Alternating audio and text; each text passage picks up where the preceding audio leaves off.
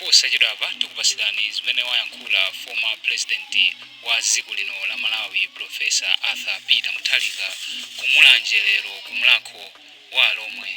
Tamverani. Professor Muthalika, Honorable George, a chairman, Mlakho wa Alhomwe, komanso ndi komiti anu ulemu wanu, kwa members onse ADPP, komanso onse ADPP amene muli pano ulemu wanu, ulemu kwa alendo athu amene ali pano, Honorable Enochihana, leader of our Ford, Honorable Aisha Mambo, representing UDF, Honorable Newton Kamala, representing UTF. Ulemu wanu, manso ulemu kwa Paramount Chief Kaduya, ndemafumo onse muli pano ulemu wanu, manso ulemu kwa onse ampingo muli pano,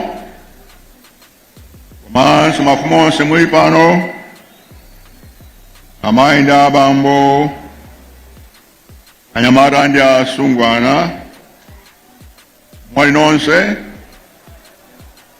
mosaliwa, miyano nosaliwa.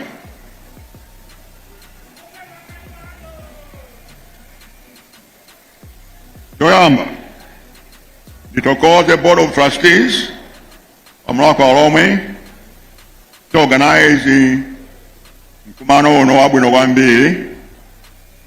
I think I've attended 17 times festival, but this one is the best of all the things I've attended.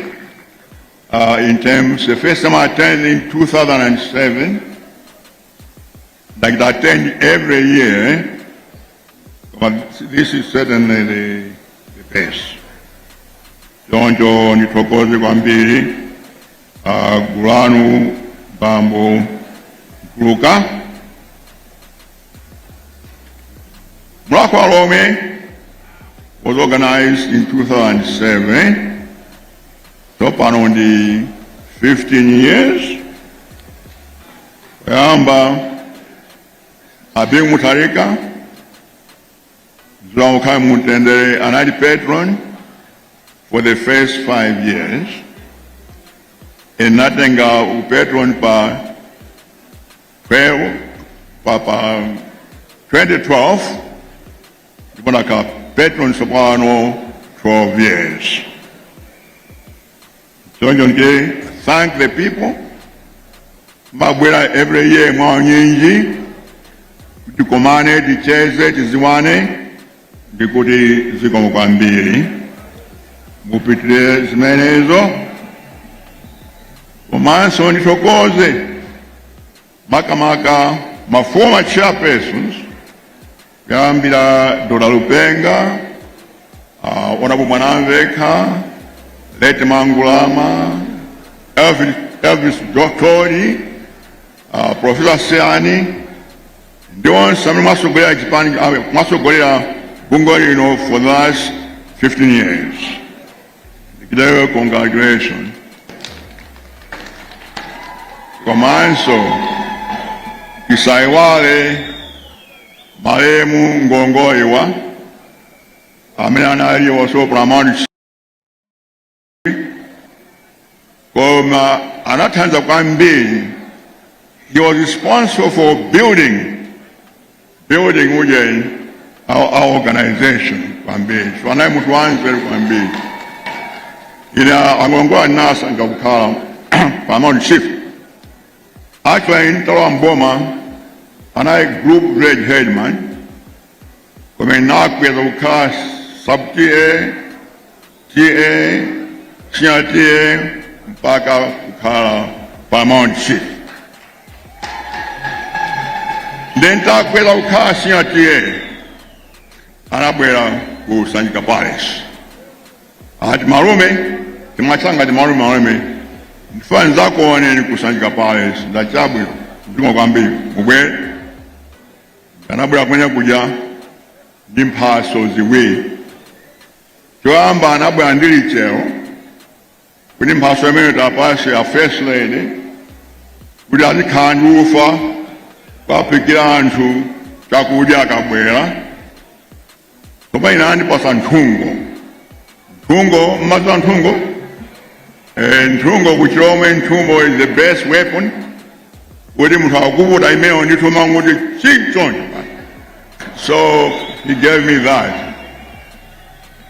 Then timacheza pamenepo mama thobwa nditi ndiyakuti angolongoyo akuti malume dali bwanji ndikuthokoza kwambiri kuti manisankha kukhala CPA koma ine sindifuna upalamaundi chief ya dada chifukwa chanje ati iya upalamawo chief ndiwovuta kwambiri ine sindiufuna iyayi koma mukakanisankha ine sizakana ayi. So that was our lady Kongoiwa, a very intelligent man. Come on, something at the library. I must also say that guy actually was in that head. A very, very bright man. So I want to thank him. Contribution to Mlakho. Come also, Kokoze Marim Bingu wa Muthalika. Shwanda Mene. Kumana to New York, September 1982, to Hilton Hotel on 6th Avenue, New York. Paitina kumana, kutikazabwera kumuzi one day, lakazikise Mlakho Alhomwe. So that was the idea, and I supported him. Kutabwera kuno, but it organized Mlakho Alhomwe. Chama plan ya kulipa pa Palombe pa Luchenza pa kanga ka nyumba ngati museum zikita rekodi Rome language. That was the idea. But tabula kono kumanda sugosina sana inakita expand kapa mele pano kwa surrounding it's a big organization that's so sana kanza antu ovudika choncho ndosana kwambi. I want to thank very much my late brother, Shwaja Ganzabwino Kwambi. Lero, Dosanga Kwambi, Kuri Ndabwela Guno, Rome Belt, Kumasan Tokale Kwambi, Masku Awina competition ya Lero, Shwa education. Education. I want to say this, Konogurume Belts. Education is very, very important, Kwambi. Ndikuanda ma reports, kuna yamata ena mukujomba, wasabira kusukuru, ena kumabida kwa kachaso, inso going to school, zimezo musiye, you so bad, ifukwa, gatimbida kusukuru, you'll not get anywhere at all. I know. Very difficult is Kwambi. Makama Vuru school. I can give my example. In Tamai that Sunday tour hapa Jingoli hapa, nabwera kujisoka. Ukisoka kuna ibe standard is 3. Don't you nakita in row hapa pa Luchenza Primary School, Panamanjas. I was 11 years old. Dimayenda, 15 kilometers each way. Every day, 15 kilometers, total 30. Pansi kupita ku school. Pastor Jombe for 2 years, not even one day, even na Jomba. So there is no excuse. Taina napela msinge unai miles old sama kwambi jonjo. Ina kunindo oroke ni nagwa. Mazana nitenga ene 50 meters. I would have been gone. Grapita. Kwa mama ipanaji mala pa mine baja. So I got hold of Mulanje, and that's how I was saved. And that's how I was saved. But I did that. Ntamaiza kuje, ntamaiza kunamanjas, napita kumtamba nyama. That's a mission. 50 kilometers away. I was 13 there. The man ya bokos, suitcase again ya bokos itu. Ina ngati uje ni coffin ya mataba. I would carry that. Time of my bus, I would walk but 50 kilometers to boarding school, Namanga. Just a mission. I did that for 2 years. I remember one day, because we're school kata, 4 o'clock, I could get out of the dormitories, 4 o'clock bus talk, and I walked my suitcase, 4 o'clock, to figure about Payapa number 1, about 7 o'clock.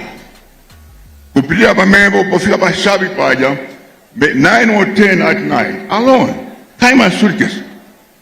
They somehow nango ngati sisanga no, there's something wrong. Ne kwanga na mbuyo chonchi. No je. Sinto chikundi sata. Endo kuima. Johnson kuima. Ne kwenda. For about 3 kilometers akundi sata. Pakufika paja miseo 4, paja nseo toya kumonekela kuta kwa ngongoro pamene paja. I look up, the animal was gone. You know what it was? Ana nyarugwe. Maswa nyarugwe? It was a leopard following me. Those days was very, very common. Following me. I'm trying to tell you, but it wasn't easy for me to get an education. Mavuta mena mukuma now, small things that nothing compared to what I went through. And I managed. When I Nairobi, then Zangawina introduced by Jomo Kenyatta. I never met him before.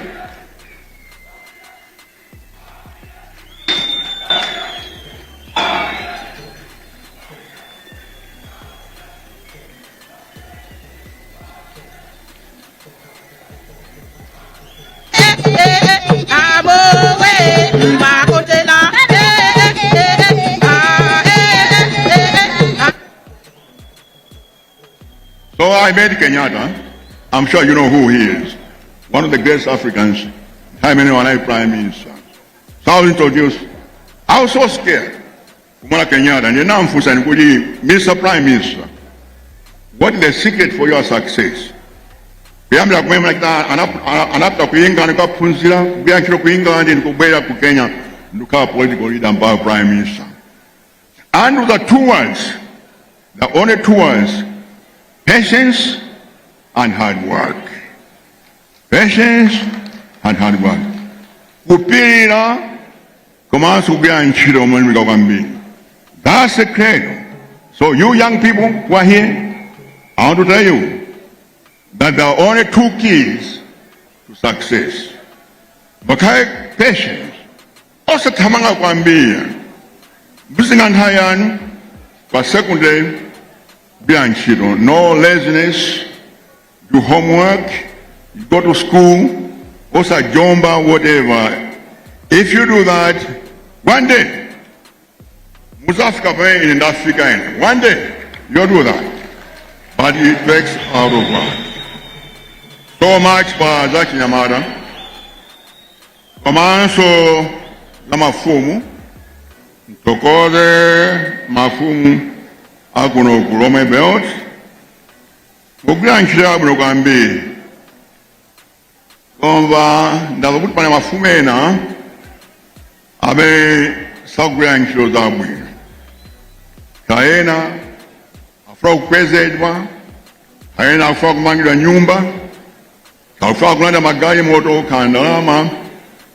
They are selling ourselves. Akutribuisa ife antwaji Alhomwe. Ndipe mafuma menyo. Kuti musiye. Chifo ufumu usimakiwa kujipani. Kapena kuboma ayi. Ufu majoga kumagazi. It's from your people. That's what comes. So be loyal to our people. Musiye. And here, I want to warn Zipani Zina, Mabuya Kono, Baita Misonkan. Baopeza mafumu, Utazivina, Komanso, Aziba Nyimbo like Japan. I want to say this, that must stop once and for all. Musiye chipani chimene chiseko peza mafumu kuno makama kuphalombe kumene akopeza mafumu kuti ngati savina achosa ufumu. That must stop. So ufumu does not come from the government. Ufumu comes from the tradition yathu komanso amagazi. Choncho zimenezo musiye zimenezo. Chachitatu ndifuna ndiyankhule ndi anthu achibale kuno ku Alhomwe belt. Ndikudziwa kuti mavuto ambiri, njala, umphawi, zosiyanasiyana, Mulanje Friday, zovuta zosiyanasiyana kuno mukuvutika kwambiri. I understand that. Koma ndipemphe kwambiri nkhani ya njala. I think kuti tibwerere zakudya zakale zimene zakudya ife anthu achilomwe kuno komanso kwa apwitikizi. Kudziko la apwitikizi monga chinangwa, kambatata, zicheche, nandolo, mapila, kalongonda. Now,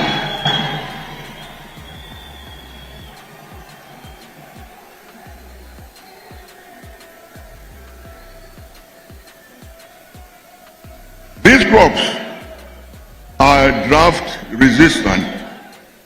Safuna mvula yambiri ayi. Choncho tibwere away from the maize. Of course you grow maize. Koma izambiri zimene ndi naturals. Simafuna mvula yambiri. Tikatero, I think titesa njala kuno ku Alhomwe belt. Choncho ndipempha kwambiri abale athu kuti tikite zimenezo. Ndikudziwa kuti kuli njala ambiri kuno mukuvutika. Koma I promise you kuti ife tikabwera mboma njala izatha.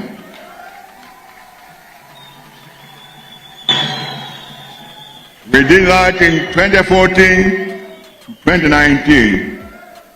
Palibe munthu mmodzi amene atalafe ndi njala. I know some so-called analysts are going to say Nsankwe ndaye pano pa this function. That's completely nonsense. I'm going to use any platform I can find to talk about the problems of this country. Choncho zimenezo tizatha. Koma kuti zichita zimenezo nkofunika monga chairperson tonse tilembese komanso zavote next year kuti ziko likhale mtimake kuti ufulu ubwere kuno ku Malawi komanso kuopseza kwa kupsingidwa kuyathe. For that to happen, after kuti anthu onse muzachite vote mtereksa konse muvote za unyinji.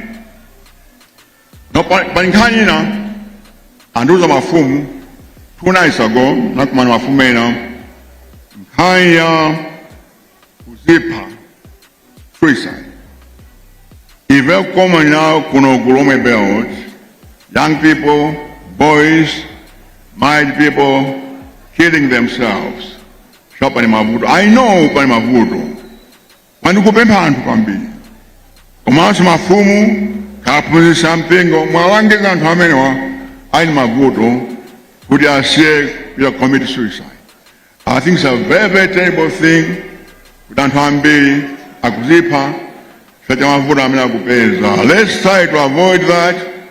Tathandiza abantu amene akuvutika kuti asatenge moyo wawo. Tamvana zimenezo chabwino. China chimene ndifuna kuyankhula ndi kudaliza anthu achikulire the elderly.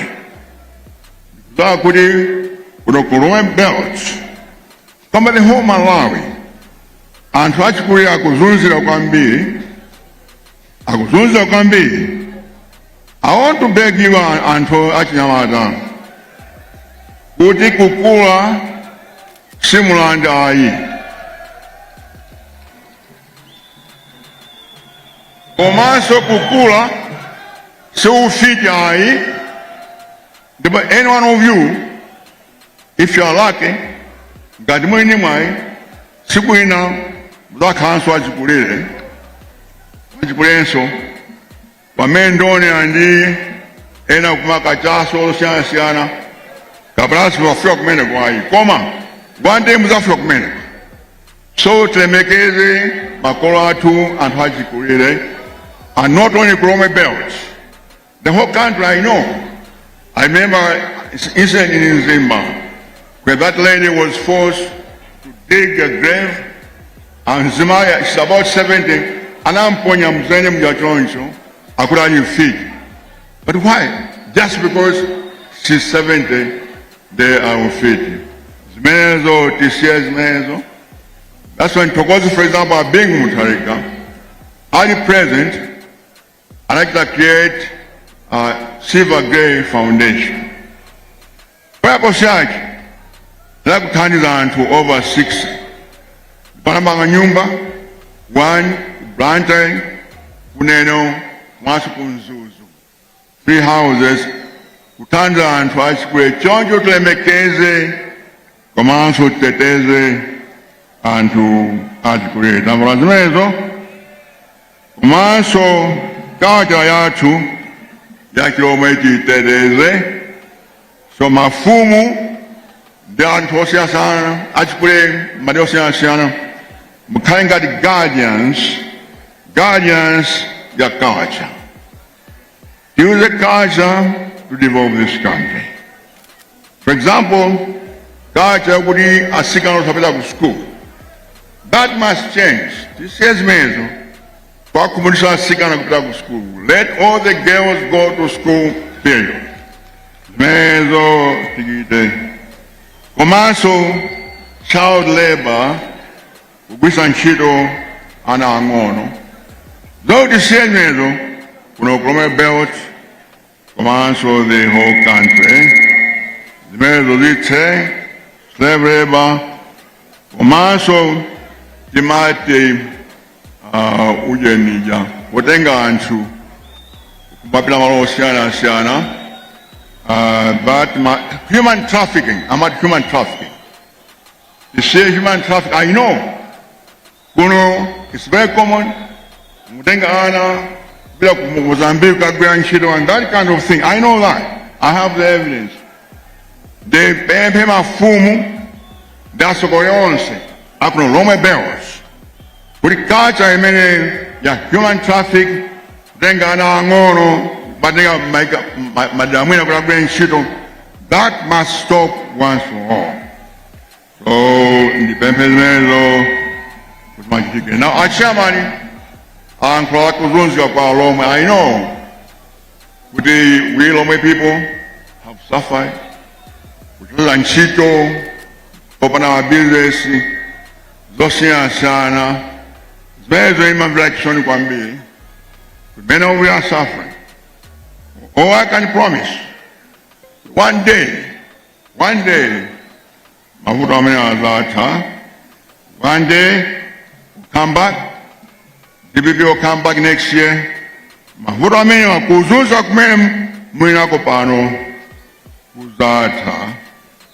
Choncho, Mgoli Mantima, once Kadembesa, Komanso Kavota.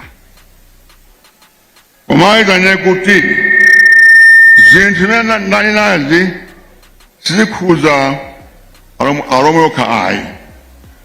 Komanso antena, kumvuma, kumpoto, ndiku Southern Region, akufutika kwa mbili, akusankhika kwa mbili, kuzuzidwa, shosayi mtundu wina, kuti mtundu umodzi okha, mwe pakali pano, ukusanga, choncho ina kuti tigwizane kwambiri ife Alhomwe ikaona kaya yawo katumbuka kasena kangonde Kalamba, Liamba, tonse ndi amozi, choncho ndi boma limodzi, banja limodzi, tipitize kugwiza tampona zimenezo,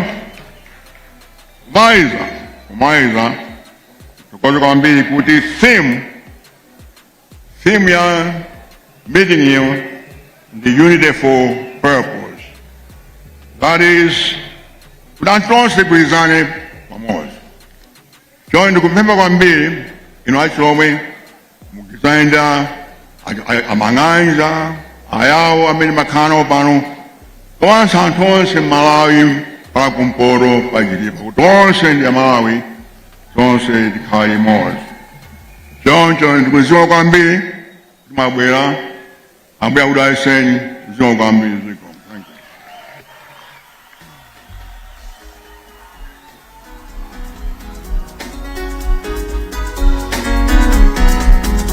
Ukoso kunali kuyankhula kwa Profesa Muthalika amene ali president wa chipani cha DPP komanso amene anali mlendo olemekezeka kumwambo wa chaka chino wa Mlakho wa Alhomwe lero pa 6 October 2024.